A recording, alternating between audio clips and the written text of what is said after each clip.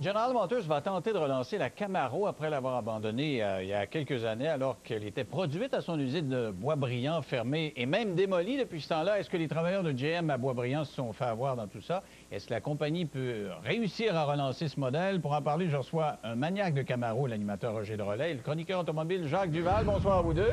Bonsoir, Denis. Maniaque, là, c'est beaucoup. Là, bien, il paraît que vous en avez eu pas mal, les Camaros. Oui, mais moi, je suis un inconditionnel à la Camaro. Pourquoi? Pourquoi? Parce qu'elle est belle. Oui, mais il me semble qu'elle est pareille. Ça a toujours été le même modèle tout le temps, non? C'est ça. Ouais. Justement, parce qu'elle est belle. C'est un conservateur. Une belle fille, là. Tu veux pas qu'elle change, tu veux qu'elle reste belle? C'est simpliste comme voiture. Au point de vue mécanique, essuie arrière rigide, disons qu'on monte à Ça, c'est plusieurs autre années. chose. Mais si, bon, écoutez, là, quand j'ai acheté ma dernière Camaro en 1998, j'avais été invité avec Jean-Marc Brunet à un dîner. Puis à la sortie, j'ai dit, Jean-Marc, aimerais-tu voir ma nouvelle voiture? Il dit oui. Wow! Ah, j'ai dit, une folie, ça m'a coûté 225 000 T'es pas sérieux? Puis il la flattait comme ça.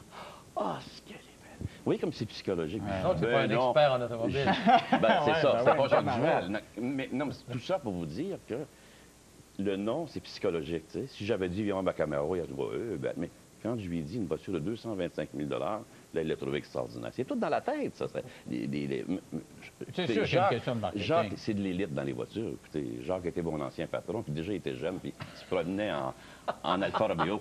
Ah ouais, mais là, oui, ça se donnait. Il nous faisait faire il des avait les tours. moyens extraordinaires à l'époque. Mais Jacques, vous dites que d'un point de vue mécanique, c'est pas si fort que ça, la Camaro?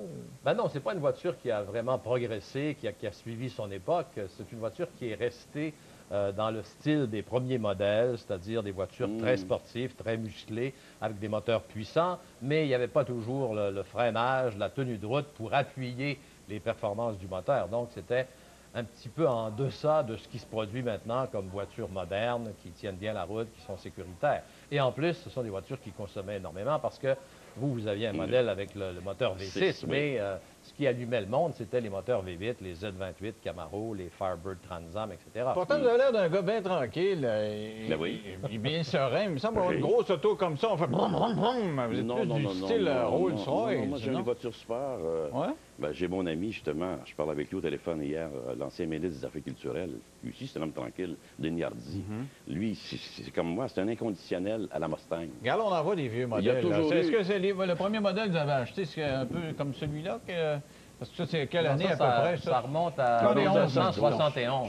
En fait, la Camaro est arrivée sur le marché 2 ans après la Mustang. La Mustang a été lancée en 64 comme modèle 65. C'est pour faire concurrence à la Mustang? Oui, 2 ans après seulement, GM est arrivé. Parce que quand on a lancé la Mustang, ça a ouvert un tout nouveau marché qu'on a appelé, fort à propos d'ailleurs, les pony cars. C'est-à-dire que c'était des voitures assez compactes, avec de grosses cylindrées, qui avaient donc d'excellentes performances. Et les baby boomers se sont rués là-dessus à l'époque. Et en ce moment, ce qui crée cette nouvelle éclosion du marché, c'est justement que les baby boomers veulent retrouver leur jeunesse, la famille est partie, les enfants sont élevés, c'est ça qui a créé un peu comme les retour. baby boomers qui se promènent en moto, là. Exactement. Ils sont donnés de la moto, puis ils s'en retournent en Ils Camaro. veulent maintenant s'amuser, s'offrir le plaisir de leur jeunesse. Oui, mais il faut faire attention. Et c'est pour ça que la Mustang, par exemple, a été ressuscitée il y a 2 ans, et ils en ont quand même vendu au-dessus de 295 000 depuis qu'elle a été redessinée il y a 2 ans à peine. Oui, mais il faut faire attention, Jacques. Les jeunes aiment quand même cette voiture, là, la Camaro. Oui, en plus, ben oui. Moi, j'ai un fils de 16 ans, j'en ai un de 20 ans, puis quand je vais à l'école, là, on va dire une chose. Vous avez encore votre Camaro de 98? Ah, ben, je comprends, le moteur, c'était rendu l'arme il y a quelques mois, puis là, je me cherchais un moteur. Est-ce qu'un propriétaire de Camaro, ça pogne auprès de la gente féminine? Est-ce que ça vous a aidé, Ben non, ce que les gens regardent, c'est pas le chauffeur.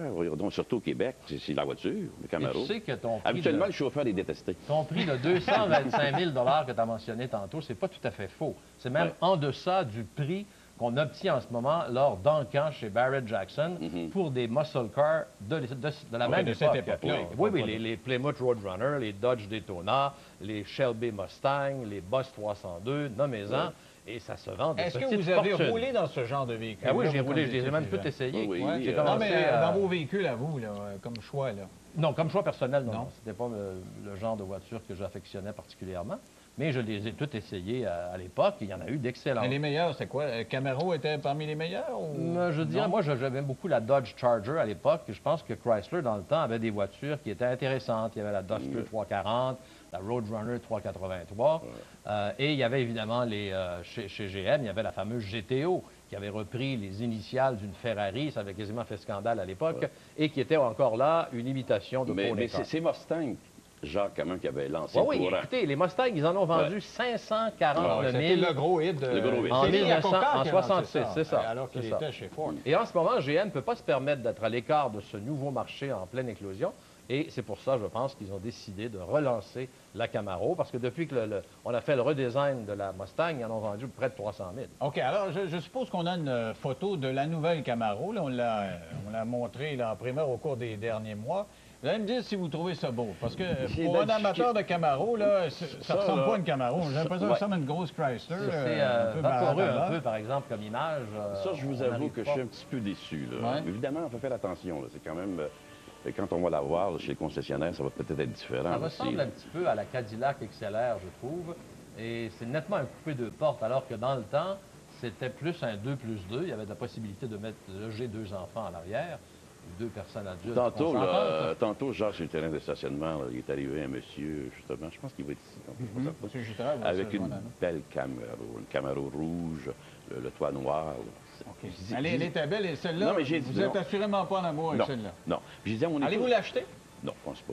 Ben, comme je vous dis, là, chez le concessionnaire, on verra. Mais pour revenir à tantôt, sur le terrain de stationnement, je disais à mon épouse, regarde, la Camaro, c'est encore elle qui vole la vedette. Je regarde toutes les voitures qu'il y avait sur le terrain, qui était encore la plus belle, la Camaro. Et ça vous a aidé à retenir les charmes de votre femme? Non, c'est pas pour moi. Moi, quand je fais quelque chose de beau, c'est pas pour ma femme ou d'autres, c'est pour moi. Il cherche un PR chez General Motors pour relancer la Camaro. Ben oui, si c'est les bébés boomers qui sont la clientèle. OK, restez là. Au retour, on va poursuivre cette discussion sur l'avenir de la Camaro, justement avec M. Jutras, un ex-employé de GM à Boisbriand. On va nous dire s'il a sur le cœur le fait qu'on va la produire maintenant en Ontario, et c'est un maniaque. Et musique plus...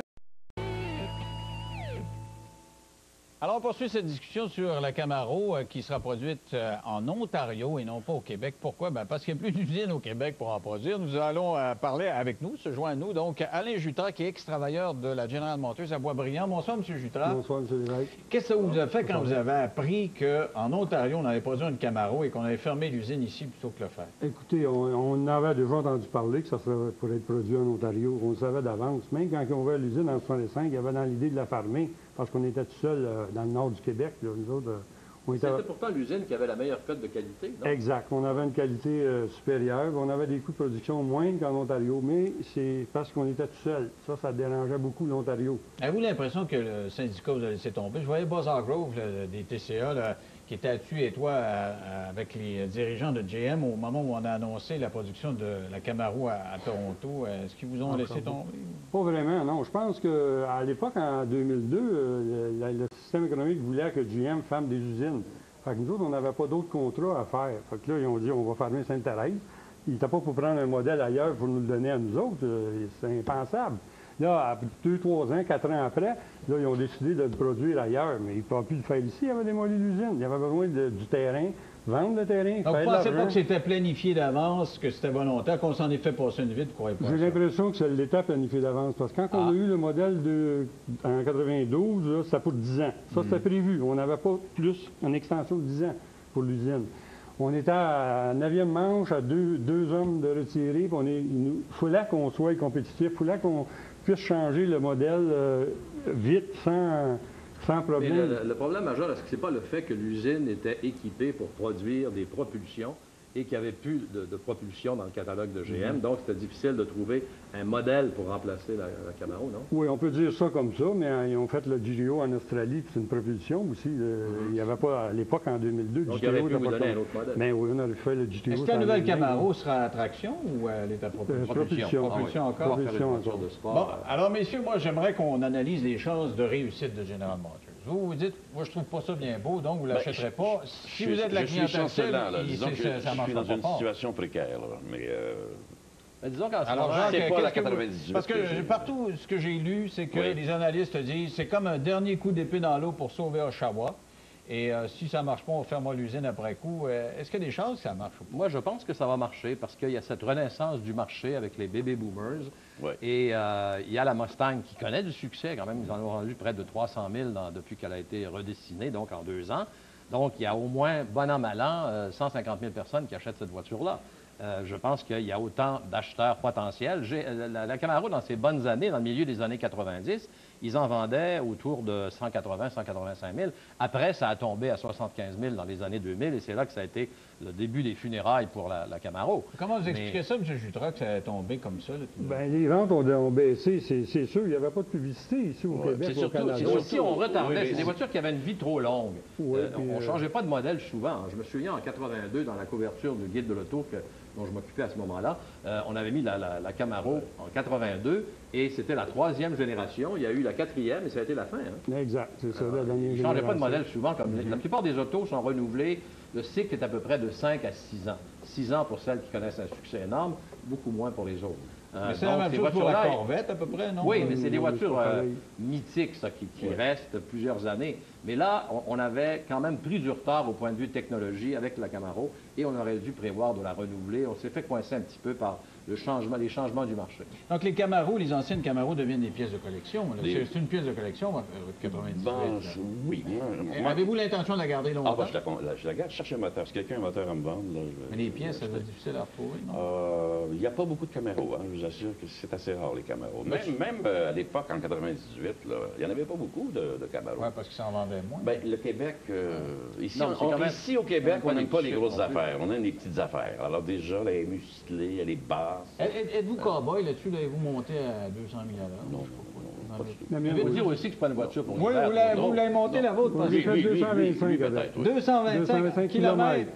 Parce qu'on va montrer la vôtre. Hein? Vous l'avez gagnée, et c'est pas n'importe quel modèle que vous avez, là. Celle qu'on va voir. Là. Je ne l'ai pas gagnée, je l'ai achetée, mais c'est une Camaro qui ont fait tirer aux employés, que l'employé ne l'a pas pris. Moi, je l'ai achetée. C'est ça. OK. Et justement, là, dans l'usine, regarde, c'est écrit 4 millions dans la vitre. Là. Donc, c'est pas parce que vous l'avez payé 4 millions, c'est parce que c'était le 4 millionième. Véhicule fabriqué à Sainte-Thérèse. Pas le 4 millionième Camaro. Non, véhicule depuis 1965. OK. C'est pour ça. Là, c'est une valeur peut-être qui peut être bonne, mais ça dépend de l'acheteur. Et vous l'avez payé combien? Oh, j'ai payé ça dans 30, 31, 32 000. Et là, ça vaut combien, d'après dans vous? le temps.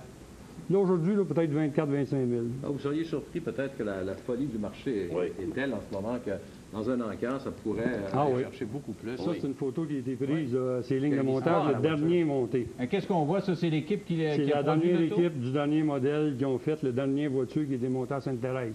C'est écrit... La toute dernière. La toute dernière. Et ces gens-là, aujourd'hui, comment ils se sentent? Comment vous vous sentez? Vous êtes dans la gang, là, quand vous voyez ce qui se passe, là, comment ça se dessine? Écoute, quand j'ai des pincements au cœur, quand je passe sur le 15, je regarde l'usine, qui a été démolie. À tous les jours, j'allais voir démolir ça. Ils ont mis la hache là-dedans 1 an après, puis ça a pris 1 an. Ils n'avaient plus, fini, terminé. C'est un grand terrain qu'il y a là. Ils ont vendu les terrains, puis ils ont donné l'argent à GM, j'imagine. Puis là, ben, ils vont pouvoir produire en Ontario. Est-ce qu'il n'y a pas quand même des employés qui étaient à l'usine, qui ont construit des Camaros, qui ont été retransplantés à l'usine d'Oshawa? J'ai eu 20 qu'il y en avait 60 qui étaient partis à l'usine d'Oshawa, qui étaient avec nous autres, qui n'étaient pas assez vieux pour prendre leur retraite. J'ai lu qu'il y a un certain nombre qui sont partis de oui, on est en 1200, il y en a 700 qui ont pris leur retraite. Oui, on est quand même chanceux, ça va être fait en Ontario. Ça aurait pu être aux États-Unis aussi. Ils ont, un investissement de 3 quarts de milliards de dollars. OK. Alors maintenant, les dés sont jetés. Il s'agit de savoir si ça va marcher. Merci beaucoup, messieurs, d'avoir participé à cette émission-là. C'était fort intéressant. J'ai l'impression que, moi, mon premier véhicule, c'est une Firebird. C'était cousin de Camaro. Cousin Germain, oui. Et je me souviens que dans mon temps, ça équivalait à jeunesse. Vous dites que ça équivaut à bébé boomer. Si ils réussissent à nous... On est des boomers. On est tous des bébés boomers. Mais s'ils réussissent à passer ça à la jeunesse, ils peuvent s'en sortir, réussir à s'en sortir. Et Chrysler s'en vient aussi avec la Challenger, qui va être dans la même lignée de voitures. Alors, on va avoir une lutte à 3 qui va être intéressante. Et ils sont supposés même faire une série de stock cars avec justement... La bouche va être... De toute façon, il y a de moins en moins de jeunes, juste des vieux. Mais oui, c'est vrai. Ben là, regardez tout ce monde-là sur le plateau. Là. Vous allez vous conduire là, vos chaises roulantes tantôt. Là. Merci, messieurs. Restez là au retour. Rebondissement dans le Nipplegate. La comédienne Lucie Laurier somme Musique Plus de s'excuser dans les 24 heures.